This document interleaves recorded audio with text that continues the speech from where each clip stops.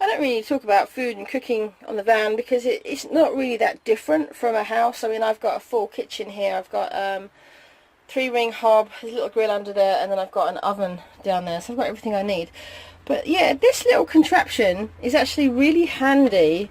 It's a grilled cheese maker, which is what I'm actually doing. I've got a cheese and ham in here, and it works really well, and it works for toast. And I've seen other people, I think it was Fantastic, that have got a very similar, was it Fantastic?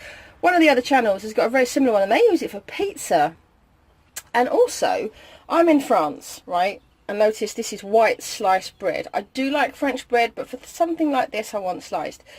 This is what I found to be the nearest to English white bread, and this is Harry's American sandwich, and it lasts for ages. It must be absolutely pumped with chemicals and preservatives, which is awesome because it means that I'm not having to run to the supermarket every 2 days to get fresh bread.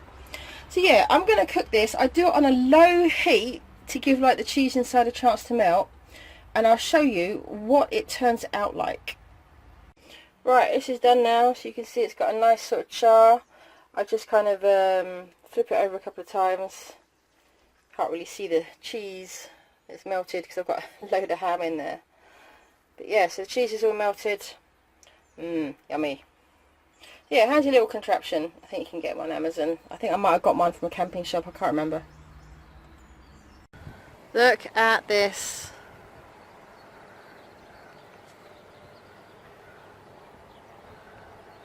Now if I come out here, I'm at one of these camping car airs, and I am just kind of just into the Pyrenees.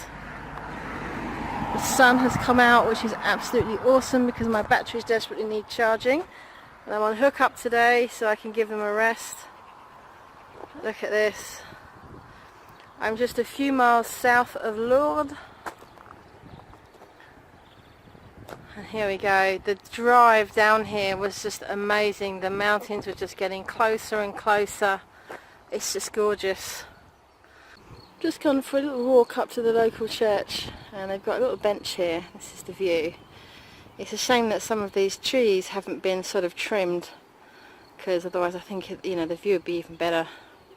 I only went for like a 10-minute walk in the village, and I've ended up finding this forest track, and there's a marked route here because look, there's the yellow sign.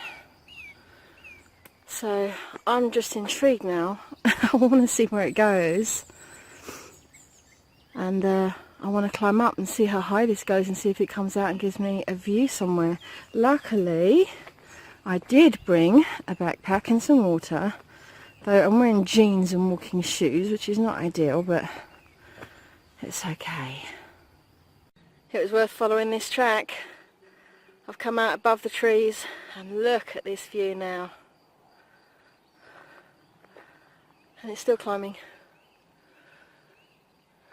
I've got no idea where this leads. I didn't even know there was any walking routes around here. I had a look online. I didn't see anything. So this is just pure accidental exploration. Well, I just got the heebie-jeebies. That is a sheer drop down there, and I'm literally holding on to this rock face. It's scary being so close to the edge, but I'm just so wowed. You're going to get fed up with me saying, oh my god, this is so amazing. I've never seen views like this before. This is just incredible. And the path is still going round. It's quite tricky climbing over all this kind of rock here. This is where I wish I had my boots, not just my shoes. But this is definitely a marked track. Look, there's an information sign there, and that's the third, maybe fourth one I've come across. It's all about the wildlife. So yeah, this definitely, it goes somewhere. So I want to see it through, see what's at the end. I keep seeing this sign for this Pic du Pibest, and believe it or not, I've got 4G up here, so I've just googled it, and it's actually, must be a mountain peak or something, but it is 1,349 meters high, and we're currently at 690, so that's another what's that, 650 meters up. The most I've done is 1300 feet. I'm not sure what that is in meters, but here it starts getting really steep and I'm already tired and hungry. It's 7:30, so I'm going to turn back at this point. This last section has been steep and really worn me out, so I'm going to turn back and head back to the motorhome. It's been a good fun little hike, but yeah, I know when to quit when I'm ahead.